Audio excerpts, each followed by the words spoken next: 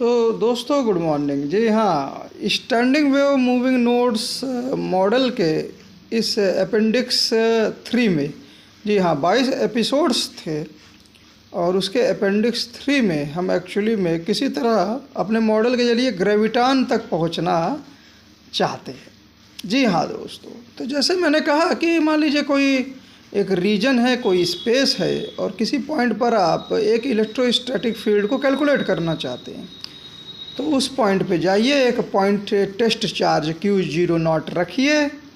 आप फोर्स को पता करिए और Q0 से डिवाइड कर दीजिए तो आपको फील्ड का अनुमान वहाँ पे हो जाएगा। डायरेक्शन का अनुमान डायरेक्शन से जोड़ दीजिए तो वेक्टर फील्ड आपको इलेक्ट्रोस्टैटिक फील्ड मिल जाएगी। परंतु ये फील्ड के पीछे कहीं ना कहीं चार्ज डिस्ट्रीब्यूशन स्पेस में, सराउंडिंग स्पेस में होगा। तो आप अल्टरनेटिव वे में क्या करिए कि आप जो चार्ज डिस्ट्रीब्यूशन सराउंडिंग स्पेस पे है आप वहाँ पे जाइए और वहाँ से जिस पॉइंट पर आपको फील्ड निकालनी है उसको विजुलाइज करिए, कूलम्ब्स लॉ लगाइए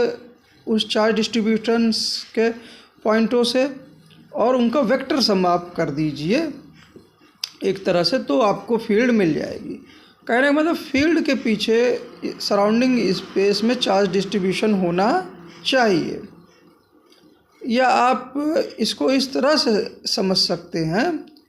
कि किसी पॉइंट पे अगर फील्ड है तो उस पॉइंट पर एक इक्विवेलेंट चार्ज डिस्ट्रीब्यूशन भी आप फील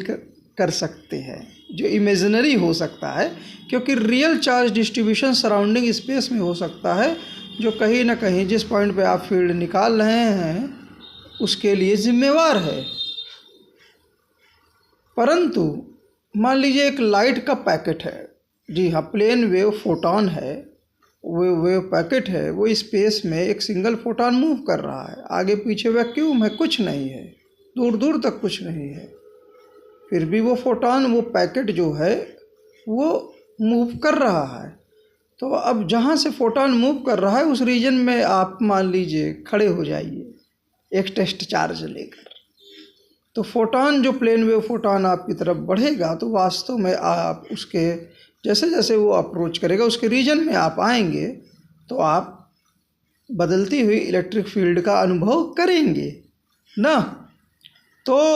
आप इस तरह से यहाँ पे आप जब अनुभव करेंगे, फील्ड का अनुभव करेंगे, तो कहीं ना कहीं फोटॉन से संबंधित सराउंडिंग स्पेस में चार्ज डिस्ट्रीब्यूशन होना चाहिए, क्योंकि आप फील्ड का अनुभव कर रहे हैं जो फोटॉन आपसे गुजर रहा है ना, लेकिन कुछ है नहीं, केवल एक सिंगल फोटॉन है वैक्यूम में। तो इसलिए बेस्ट मॉडल क्या है फील्ड के लिए, वो ये है कि अगर किसी पॉइंट पर फील्ड है तो उस पॉइंट पर कहीं ना कहीं एक मासलेस चार्ज्ड डिस्ट्रीब्यूशन या मासलेस चार्ज पार्टिकल है जो उस फील्ड के लिए जिम्मेवार है ना। तो फोटॉन को आप कैसे देखेंगे? मासलेस चार्ज्ड पार्टिकल की ट्रेन के रूप में देखेंगे। जी हाँ, जहाँ जो ये मासलेस चार्ज पार्टिकल्स हैं ये एक ट्रेन के रूप में व्यवस्थित है और ये particles alternative charge plus minus लिए हुए हैं, और यही जो मासलेस चार्ज पार्टिकल की ट्रेन है या लिमिटेड ट्रेन, जिसको आप स्ट्रिंग बोल सकते हैं, कुछ कुछ मिलता जुलता स्ट्रिंग थ्योरी से हम चुरा लेते हैं कुछ, और यही जब string of massless charge particle alternative charge particles आपसे पास करती है तो एक्चुअली में इलेक्ट्रिक फील्ड क्या बोलते हैं, आप बदलती हुई इलेक्ट्रिक फील्ड को आप महसूस करते हैं। बस फोटॉन के केस में ये जो मासलेस चार्ज पार्टिकल जो किसी पॉइंट पर फील्ड के लिए जिम्मेदार हैं वो एक्चुअली में रियल से दिखते हैं, क्योंकि फोटॉन के अगल बगल सराउंडिंग स्पेस में कोई भी रियल चार्ज डिस्ट्रीब्यूशन नहीं है ना।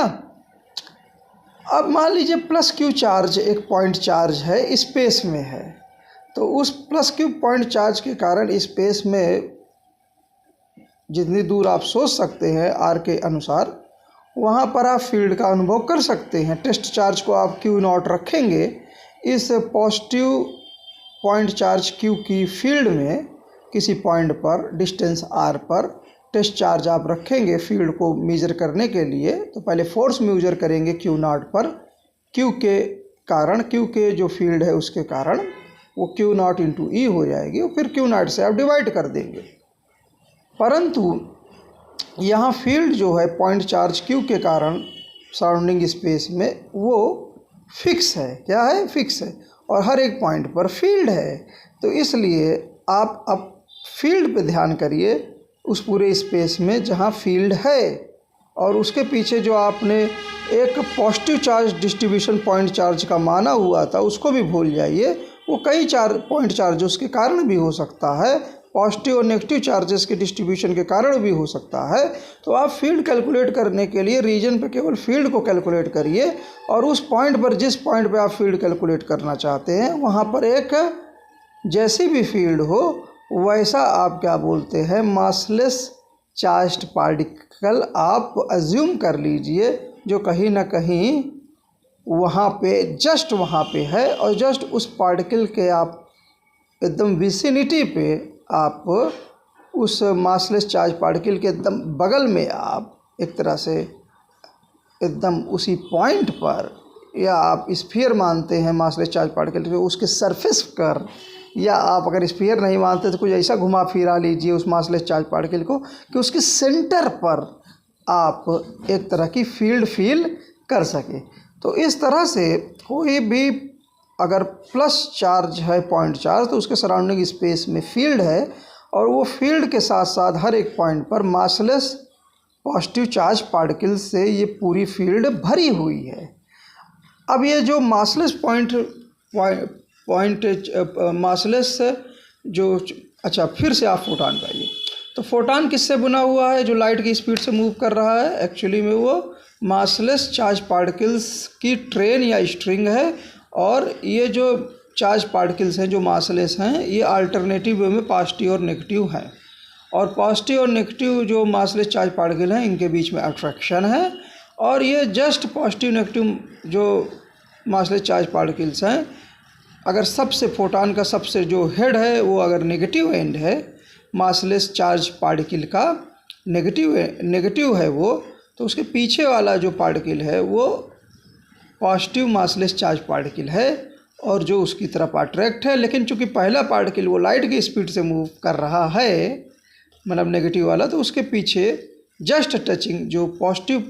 पार्टिकल है वो भी मूव कर रहा है, उसके पीछे नेगेटिव वाला। तो इस तरह से फोटॉन लाइट की स्पीड से वैक्यूम में मूव करता है as a alternative massless charge particles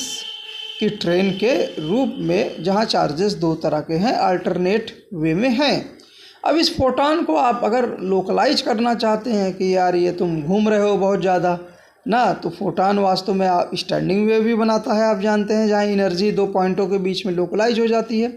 तो इसी तरह के दो फोटॉन अगर आकर, दो ट्रेवलिंग फोटॉन अपोजिट डायरेक्शन में आकर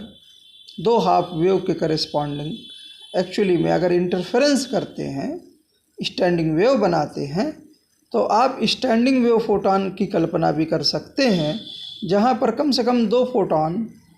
जिस भी दो पॉइंटों के बीच स्टैंडिंग वेव बना रहे हैं, जहाँ पे फील्ड एक्चुअली में नोड्स के मध्य एक ही सेंस में या ऊपर या नीचे जा रही है ना, और पोजीशन के अराउंड एम्पलीट्यूड भी चेंज हो रहा है इस मैक्सिमम फ्लक्चुएशन का। तो जब आप इस तरह से विजुलाइज करते हैं तो आप कुछ मत विजुलाइज करिए कि स्टैंडिंग वेव फोटॉन जो दो फोटॉन से कम बना हुआ है मान लीजिए, या एक ही फोटॉन जिसका दो हाफ वेव से क्या बोलते हैं बना हुआ है, जहाँ एक हाफ वेव रिफ्लेक्ट होकर अपने ही हाफ वेव से ना जो अपोजिट डायरेक्शन में आ रही है उससे इंटरफेरेंस हो जा रहा है, तो स्टैंडिंग वेव बन जा रही है। तो आप इस पूरे रीजन को आप क्या बोलते हैं इस तरह से देखिए कि ये पूरा रीजन जो है, चूँकि इसमें फील्ड फ्लक्चुएट कर रही है और एक सेंस में दो नोड्स के मध्य, तो आप कुछ मत करिए कि जो फोटॉन को आपने पॉजिटिव और नेगेटिव मासलेस चार्ज पार्टिकल की ट्रेन के रूप में देखा था, आप उसको आप चलते हुए फोटॉन को देखा था, तो रुके हुए स्टैंडिंग वेव फोटॉन को आप इस तरह से विजुलाइज करिए कि वो alternative fluctuating massless charge particle से बना हुआ है, जहाँ पॉजिटिव मासलेस चार्ज पार्टिकल अपनी पोजीशन पे फ्लक्चुएट कर रहा है, बगल में just touching negative massless charge particle के साथ वो भी फ्लक्चुएट कर रहा है। अगर दोनों पॉजिटिव और नेगेटिव चार्जेस जो अगल बगल हैं, अगर वो अपोजिट डायरेक्शन में फ्लक्चुएट कर रहे हैं, तो ये पूरा दोनों का जो पॉजिटिव और नेगेटिव चार्ज पार्टिकल्स का जो ग्रुप है, वो एक तरह से इन दोनों ही रीजन में एक अपवर्ड फील्ड एक समय में दे सकता है, और दूसरे ही मतलब समय में पॉजिटिव और नेगेटिव के कारण ही पूरे रीजन में नीचे की ओर फील्ड हो सकती है। लेकिन यहाँ फ्लक्चुएशन नेगेटिव वाला अपोजिट है पॉजिटिव वाले चार्ज मासलेस चार्ज पार्टिकल के। तो हर एक पोजीशन पर कहीं ना कहीं जो मासलेस चार्ज पार्टिकल्स है वो फ्लक्चुएट कर रहे हैं, और ज़्यादातर जो पॉजिटिव के बगल नेगेटिव फ्लक्चुएट करेंगे और अपोजिशंस में करेंगे, ताकि दोनों का इफ़ेक्ट एक ही तरफ एक ही सेंस में फील्ड दे। तो इस तरह से, और इनके वेरियस कम्बिनेशंस थे positive negative charge fluctuating charges के, और नोट्स पर कहीं ना कहीं ये जो रिलेटिव फ्लक्चुएशंस है ये कुछ बदलेगा। तो इस तरह से स्टैंडिंग वेव को कुछ नहीं, आप अल्टरनेटिव पॉजिटिव और नेगेटिव फ्लक्चुएटिंग चार्जेस जो किसी पॉइंट पर फ्लक्चुएट हो रहे हैं मासलेस चार्जेस, उसके रूप में आप नोट्स और एंटी नोट्स के करस्पॉन्डिंग आप फील्ड डिस्ट्रीब्यूशन जो होती है दो नोट्स के मध्य एक ही सेंस में, और फिर वो बदल जाती है और पोजीशन के साथ जो फील्ड बदलती है, आप उसको भी विजुलाइज कर सकते हैं। अब आप कुछ ना करिए, इस स्टैंडिंग फोटॉन के जो अंतिम जो सिरे हैं, जी हाँ, दोनों अंतिम सिरे, जी हाँ, एक फोटॉन को पहले बताया ना नेगेटिव सिरा सबसे अंत में है, तो उसकी अगर हेड चलते हुए फोटॉन के, तो पीछे वाला फोटॉन का हेड कहाँ रहेगा? पीछे वाले फोटॉन की टेल पे अंतिम मासलेस चार्ज पार्टिकल क्या होगा? वो पॉजिटिव हो जाएगा। लेकिन स्टैंडिंग वेव में चूँकि मासलेस चार्ज पार्टिकल्स जो हैं वो एक ही पॉइंट पर, मतलब जो पार्टिकल्स हैं वो अलग अलग पॉइंट पर, मतलब एक ही पॉइंट के अराउंड वो फ्लक्चुएट कर रहे हैं। तो और दो फोटॉन्स आपस में जब एक ही रीजन में आते हैं, या एक ही फोटॉन कहीं ना कहीं दो हाफ वेव के रीजन से आपस में ये ट्रेन्स आपस में नया कम्बिनेशन बनाती है। लेकिन इसके बावजूद भी आप देख सकते हैं कि स्टैंडिंग वेव फोटॉन में जो अंतिम वाले, अगर आप मासलेस चार्ज पार्टिकल्स को जो फ्लक्चुएट कर रहे हैं उनको अलग कर लीजिए एकदम कुछ समय के लिए बाकी स्टैंडिंग वेव रीजन से, तो जो स्टैंडिंग वेव फोटॉन के करस्पॉन्डिंग जो पॉजिटिव मासलेस चार्ज पार्टिकल्स हैं वो एक सिरे पे होंगे, और नेगेटिव वाले एकदम अंत वाले नेगेटिव वाले वो जस्ट हेड पे होगा, और टेल वाला जो है नेगेटिव। जैसे ये फोटॉन है ना, तो पॉजिटिव नेगेटिव, और ये पॉजिटिव नेगेटिव मास चार्जेस फ्लक्चुएट कर रहे हैं, ठीक है। दो फोटॉन्स क्या बोलते हैं जब आपस में इंटरेक्ट करते हैं, तो ये पॉजिटिव नेगेटिव चार्जेस के जो पार्टिकल्स हैं ये एक ही पॉइंट पे फ्लक्चुएट करते हैं। लेकिन आप अंतिम सिरों को छोड़ दीजिए, अंतिम एक टेल एंड पे एक पॉजिटिव मासलेस पार्टिकल रहेगा जो फ्लक्चुएट करेगा, और हेड पे स्टैंडिंग फोटॉन के एक negative massless charge particle fluctuate करेगा। अब ऐसे कई सारे आप स्टैंडिंग फोटॉन्स आप ले आइए रीजन में, और जो टेल रीजन है जहाँ पर एक पॉजिटिव मासलेस चार्ज पार्टिकल या ग्रुप ऑफ दो फोटॉन्स के करस्पॉन्डिंग मासलेस चार्ज पार्टिकल का पॉजिटिव जो पार्ट है टेल पे, उसी पे आप दूसरे स्टैंडिंग फोटॉन्स की सारी टेल्स को मिलाइए। तो होगा क्या कि एक तरह से पॉजिटिव चार्जेस न्यूक्लियस के अराउंड फ्लक्चुएटिंग चार्जेस वो एकोमोडेट होंगे कम रीजन में, जिनसे उन रिपल्सन आएगा। उस रिपल्सन को कम करने के लिए हमने बताया कि अगर दो positive massless charge particles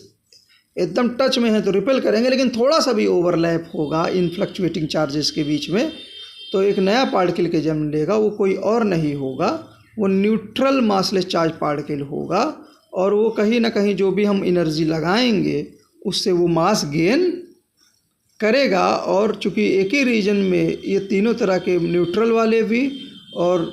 positive जो पार्टिकल्स हैं फ्लक्चुएटिंग पार्टिकल्स न्यूक्लियस में कहीं ना कहीं कंडेंस हो रहे हैं, तो इसलिए जो मासलेस पॉजिटिव पार्टिकल्स थे फ्लक्चुएटिंग वो भी मास गेन करेंगे। तो एक तरह से आप जो फ्लक्चुएटिंग चार्जेस हैं पॉजिटिव चार्जेस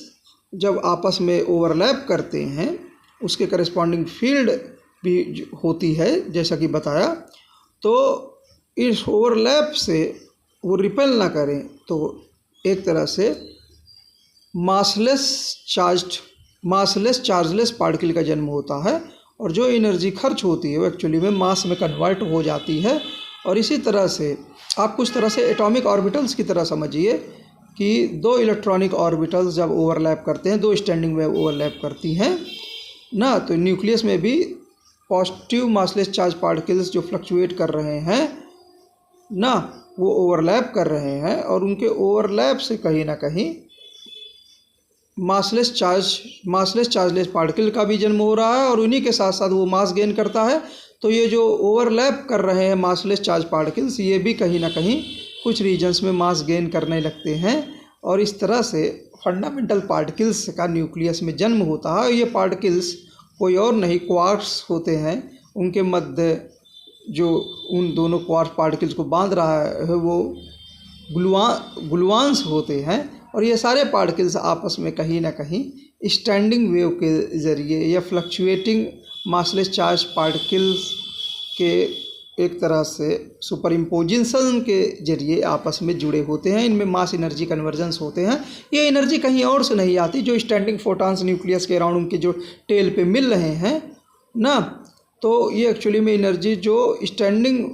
फोटॉन के करस्पॉन्डिंग जो एनर्जी है, स्टैंडिंग वेव के करस्पॉन्डिंग जो एनर्जी है, उससे ही एक एनर्जी शिफ्ट होती है न्यूक्लियस की तरफ, और वहीं से ही कुछ energy tail end head end पर भी स्टैंडिंग फोटॉन के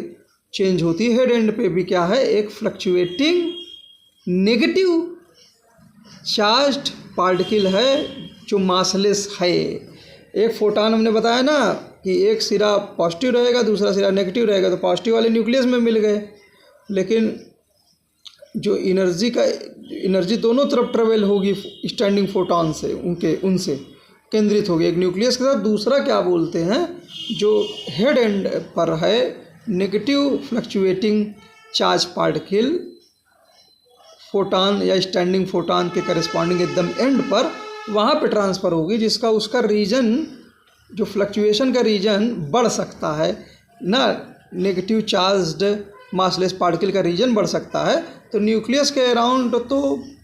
टेल एंड्स आपस में जुड़े स्टैंडिंग फोटॉन्स के, लेकिन आउटर एंड पर जो हेड्स हैं स्टैंडिंग फोटॉन्स के, जो नेगेटिवली मासलेस चार्ज पार्टिकल है, वो और बल्ज बढ़ेंगे। तो एक तरह से हेड एंड पर भी क्या बोलते हैं, जो नेगेटिव फ्लक्चुएटिंग चार्ज पार्टिकल्स हैं वो भी सुपर इम्पोज होंगे, और उनके सुपर इम्पोजिशन से कहीं ना कहीं जो इलेक्ट्रॉन से संबंधित पार्टिकल्स हैं उनका जन्म होगा। और ये सारे पार्टिकल्स न्यूक्लियस के बाहर जो स्टैंडिंग वेव फोटॉन है उनके साथ उनको लिए रहेंगे न्यूक्लियस के साथ, और न्यूक्लियस के अंदर स्वयं जो स्टैंडिंग वेव बनी है वो ग्लूऑन्स और म्यूऑन्स को लिए रहेंगे, और मास एनर्जी कन्वर्सन सब में चलता रहेगा। और इन सारे पार्टिकल्स में स्पिन होगी, क्योंकि पार्टिकल फ्लक्चुएट करेंगे एक सेंस में या अपोजिट सेंस में, और स्पिन एक्सचेंज भी इन पार्टिकल्स के मध्य होगी। न्यूक्लियस के बाहर इलेक्ट्रॉन्स स्पिन एक्सचेंज करेंगे, उनके करस्पॉन्डिंग पार्टिकल्स स्पिन एक्सचेंज करेंगे ना ऑर्बिटल्स में, तो वहीं न्यूक्लियस के अंदर ये कहीं ना कहीं क्वार्क्स स्पिन चेंज करेंगे, ग्लूऑन्स जो पार्टिकल्स हैं वो स्पिन चेंज कर सकते हैं ना एक दूसरे से। सारे पार्टिकल्स आपस में ना इंटर पार्टिकल स्पिन भी चेंज कर सकते हैं। तो इस तरह से स्ट्रॉन्ग फोर्सेस, वीक फोर्सेस भी आपको समझा दिए। अब आपको ग्रेविटान समझा देते हैं। तो आप कल्पना कीजिए फिर से कि अगर एक पॉइंट चार्ज था तो किसी पॉइंट पर क्या थी, फील्ड थी, तो किसी पॉइंट पर क्या था, मासलेस चार्ज पार्टिकल था। अगर स्टैटिक फील्ड थी ना, किसी पॉइंट चार्ज क्यू के कारण किसी डिस्टेंस आर पर अगर कोई फील्ड आप फील कर रहे हैं, तो इक्विवेलेंट आप मासलेस चार्ज पार्टिकल आप बना सकते हैं ना, और उसके कारण फील्ड को आप जन्म दे सकते हैं। जस्ट अगले पॉइंट पे भी फील्ड होगी, तो अगले पॉइंट पे भी मासलेस चार्ज पार्टिकल रखिए, उसी चार्ज का रखिए, लेकिन रिपेल करेंगे तो आप कुछ ना करिए, हल्का सा ओवरलैप कर दीजिए दोनों मासलेस चार्ज पार्टिकल्स को, जो दो रीजन्स को रिप्रेजेंट कर रहे हैं। और जैसे ही ओवरलैप करेंगे तो आपको एक थर्ड पार्टिकल मिलेगा जो मासलेस न्यूट्रल पार्टिकल का जन्म होगा, जो कहीं ना कहीं ग्रेविटान की तरह होगा। और यही वास्तव में ये जो मासलेस पॉजिटिव चार्ज पार्टिकल्स हैं दो पॉइंटों के करेस्पॉन्डिंग इनको बाइंड किया हुआ है। कौन बाइंड किया हुआ है? ग्रेविटॉन, जो एक तरह का न्यूट्रल मासलेस चार्ज पार्टिकल है, लेकिन जस्ट ओवरलैप हो रहा है। तो ग्रेविटॉन अगर ज़्यादा ओवरलैप होता न्यूक्लियस में, न्यूक्लियस की तरह पॉजिटिव मासलेस चार्ज पार्टिकल्स के मध्य, तो ये ग्रेविटॉन मास गेन करता। लेकिन यहाँ पर चूँकि जस्ट ओवरलैप है कि कोई तरह से ये रिपेल ना करे मासलेस जो चार्ज पार्टिकल्स हैं जो एक दूसरे के टच में हैं, तो जस्ट थोड़ा सा एकदम ना के बराबर ओवरलैप, तो एक तरह से मासलेस न्यूट्रल चार्ज पार्टिकल्स वास्तव में स्पेस में होते हैं। और ये क्या बोलते हैं, और यही मासलेस चार्ज पार्टिकल्स को आपस में बाइंड किए होते हैं। अब आप कुछ ना करिए, जहाँ पे पॉजिटिव चार्ज था उसकी जगह पे नेगेटिव चार्ज अज्यूम कर लीजिए। तो इसी तरह से दो नेगेटिव मासलेस चार्ज पार्टिकल्स को आपस में कोई और नहीं बांध रहा है, न्यूट्रल मासलेस पार्टिकल बांध रहा है ना, वो ग्रेविटॉन ही बांध रहा है। अब पॉजिटिव नेगेटिव चार्जेस जिस पॉइंट पर थे उनको करीब एकदम पास ले आइए, तो आपको पता लगेगा कि आउटर पॉइंट पे आप देखेंगे कि फील्ड जीरो हो गई है। फील्ड बड़े ही जीरो हो गई, पॉजिटिव और नेगेटिव मासलेस चार्ज पार्टिकल एक दूसरे को मान लीजिए ख़त्म कर दिया, आप इस तरह से सोच सकते हैं। लेकिन उनके करस्पॉन्डिंग जो ग्रेविटॉन्स थे, जो मासलेस न्यूट्रल पार्टिकल्स थे, जो कहीं ना कहीं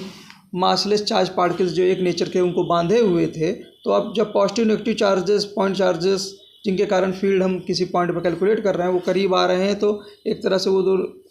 नेट इफेक्ट जिस पॉइंट पर फील्ड कैलकुलेट करना चाहते हैं वो जीरो हो रहा है। लेकिन इसके बावजूद भी मासलेस पॉजिटिव और नेगेटिव चार्ज पार्टिकल भले ही वैनिश हो जाएं, लेकिन ग्रेविटॉन्स जो हैं वो दोनों में थे और वो दोनों ही कहीं ना कहीं स्पेस को फिलअप करे रहेंगे। तो जो इतनी भी हमारी प्लानिटरी बॉडीज़ होती हैं वो ज़्यादातर न्यूट्रल होती हैं, लेकिन एक प्लानिटरी बॉडी अपने से बहुत ज़्यादा दूर दूसरी प्लानिटरी बॉडी को इसलिए वो अट्रैक्ट कर लेता है, फोर्स को फील करा लेता है, क्योंकि इनके मध्य जो स्पेस होता है वो भरा होता है मासलेस न्यूट्रल पार्टिकल्स के जरिए, जिसको हम कहेंगे क्या? ग्रेविटॉन्स। और यही ग्रेविटॉन्स एक्चुअली में न्यूक्लियस में जो पॉजिटिव मासलेस चार्ज पार्टिकल्स आपस में कंडेंस होते हैं उनको भी बांध रहे होते हैं, उनका ही एक रूप है। और वही कहीं ना कहीं जो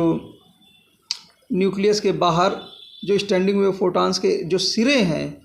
ना, जिन पे नेगेटिव बल्ज है, नेगेटिव मासलेस चार्ज पार्टिकल जो आपस में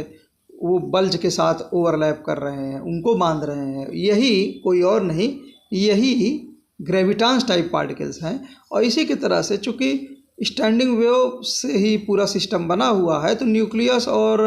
जो outer massless negative charge particles के इंटरेक्शन से ही मतलब इनके इंटरेक्शन से ही फंडामेंटल पार्टिकल्स का जन्म हो रहा है। इलेक्ट्रॉन भी कई टुकड़ों में, जैसा हमने बताया standing wave moving notes model में, कई टुकड़ों में टूट रहता है और उनके मध्य स्टैंडिंग वेव होती है, स्वयं न्यूक्लियस के साथ, एक बड़े नोट के साथ। लेकिन स्वयं न्यूक्लियस कहीं ना कहीं बहुत सारे पार्टिकल्स और स्टैंडिंग वेव लिए होता है ना, और स्टैंडिंग वेव का रीजन कहीं ना कहीं पूरे स्पेस को, एटम को, न्यूक्लियस से लेकर आउटर ऑर्बिटल को ज़्यादातर भरे होता है। वो कोई और नहीं, फोटॉन के इंटरप्ले से होता है, जो अपोजिट डायरेक्शंस में मूव कर रहे हैं उनके सुपरइम्पोजिशन से होता है। जो बल्ज आप एकदम आउटर पे इलेक्ट्रॉन बल्ज के रूप में आप देखते हैं, जो बताने की हमने कोशिश की, जो कि फोटॉन का एक सिरा हेड वो नेगेटिवली चार्ज्ड है, फ्लक्चुएटिंग चार्ज पार्टिकल है स्टैंडिंग वेव के करेस्पॉन्डिंग। तो ऐसे ही कुछ सिचुएशंस न्यूक्लियस और जो एकदम एक तरह से आउटर बल्ज है इलेक्ट्रॉन का, उसके और जिसके करस्पॉन्डिंग आप पॉइंट चार्जेस इलेक्ट्रॉन को तोड़ सकते हैं, वही बीच में स्पेस में भी कई जगह ये बल्ज हो सकता है और जिसके कारण नेगेटिवली चार्ज पार्टिकल्स का जन्म हो सकता है। इस तरह से स्पेस में भी न्यूक्लियस के बाहर स्प्रेड हो सकते हैं पार्टिकल, और न्यूक्लियस के अंदर तो वास्तव में इसी मास एनर्जी इंटरेक्शन से स्टैंडिंग वेव और उनके आपस में जिस तरह से वो क्या बोलते हैं इंटरेक्ट करते हैं, पार्टिकल्स का जन्म न्यूक्लियस के अंदर भी होता है। तो पूरा standing wave moving modes model जो है वो सभी तरह के फंडामेंटल फोर्सेस को, जी हाँ, इलेक्ट्रोमैग्नेटिक फोर्सेस को, आपको इलेक्ट्रिक फील्ड को जैसे समझा लिया, उसके करस्पॉन्डिंग आप मैग्नेटिक फील्ड को भी समझ लीजिएगा, क्योंकि इलेक्ट्रोमैग्नेटिक फील्ड और कुछ नहीं, जो हमारा साई है उसके दो एस्पेक्ट्स हैं, विद मूविंग प्लेन के साथ, दो परपेंडिकुलर एस्पेक्ट्स हैं। तो वीक फोर्सेस भी समझ में आ गए, स्ट्रांग फोर्सेस भी। वीक फोर्सेस और कुछ नहीं, आप स्पिन से समझिए, जो पार्टिकल्स की स्पिन्स हैं, स्पिन एक्सचेंज से समझ सकते हैं ना, क्योंकि यही जो पार्टिकल की स्पिन एक्सचेंज है इलेक्ट्रॉन्स के जरिए ऑर्बिटल में हो रहा है, न्यूक्लियस में कहीं ना कहीं जो फंडामेंटल पार्टिकल्स है, क्वार्क्स, ग्लूऑन्स इत्यादि, और जो भी आप मेसॉन्स जो भी हैं, इनके बीच स्पिन ट्रांसफ़र या स्पिन एक्सचेंज से आप इन वीक फोर्सेस का भी जन्म दे सकते हैं। और इन्हीं स्पिन एक्सचेंजेस से कहीं ना कहीं प्रोटॉन और न्यूट्रॉन आपस में बदलते हुए भी दिख सकते हैं, और रेडिएशन को भी आप समझ सकते हैं। उम्मीद है ये एपिसोड आप लोगों को समझ में आएगा। और सेंटेनरी ईयर में श्रोडिंगर साहब, हाइजेनबर्ग साहब, आइंस्टीन, प्लांक, बोर साहब, मैक्स बॉर्न साहब, इन सभी को कहीं ना कहीं हमने मीनिंग देने की कोशिश की, स्वयं वेव फंक्शन साई को मीनिंग देने की कोशिश की, और सभी तरह के फंडामेंटल फोर्सेस के पीछे मासलेस चार्ज पार्टिकल या मासलेस न्यूट्रल पार्टिकल को हमने एक तरह से विजुलाइज किया, और कैसे standing wave moving notes model के जरिए फोटान को हमने विजुलाइज किया, और एक्चुअली में फोटान से ही सब कुछ का जन्म होता है। मास एनर्जी कन्वर्जेंस के जरिए ही, फोटॉन्स के जरिए ही स्टैंडिंग वेव, और इसके ही इन स्टैंडिंग वेव्स के इंटरेक्शंस के जरिए ही पार्टिकल्स का जन्म, और इन्हीं पार्टिकल्स के मध्य आप फोटान पाते हैं, उनकी स्टैंडिंग वेव पाते हैं। ये सब चीज़ें मास एनर्जी कन्वर्जन और सभी तरह के फोर्सेस का एक्सप्लेनेशन मासलेस चार्ज पार्टिकल और मासलेस न्यूट्रल पार्टिकल्स के जरिए, चाहे ग्रेविटी हो, इलेक्ट्रोमैग्नेटिज्म हो, वीक फोर्सेस हों जो स्पिन से रिलेटेड हैं, और स्पिन का ओरिजिन भी हमने समझाने की कोशिश की, और स्ट्रांग फोर्सेस को भी हमने समझाने की कोशिश की। तो उम्मीद है ये फाइनल एपिसोड मोस्ट प्रोबेबली इसको समझिएगा, अगर और कुछ नहीं मिल जाता है। जय हिंद, जय भारत, थैंक यू सर।